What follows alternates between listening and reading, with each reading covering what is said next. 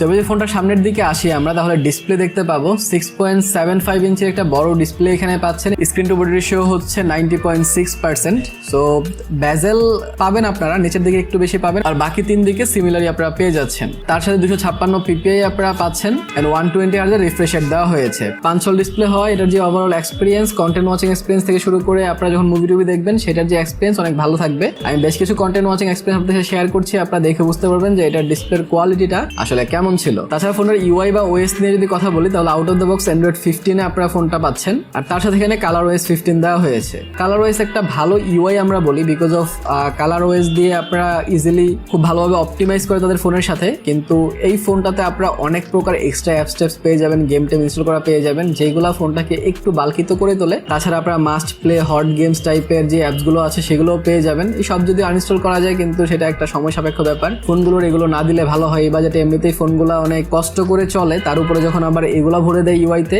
অনেক হেভি হয়ে যায়, তখন ভালো ইউআই হলেও কিন্তু আমরা ইউআই ল্যাগের দেখা পাই। কিন্তু অ্যাপ ওপেনিং অ্যাপ ক্লোজিং খুব স্মুথ ছিল, অতটা আমি ল্যাগের দেখা পাই নাই। হ্যাঁ, 1-2টা অ্যাপ যখন আবার ব্যাকগ্রাউন্ডে থাকে তখন দেখা যায়, কিন্তু এছাড়া কোনো প্রকার সমস্যা কিন্তু আমি পাই নাই এটার ইউআইতে।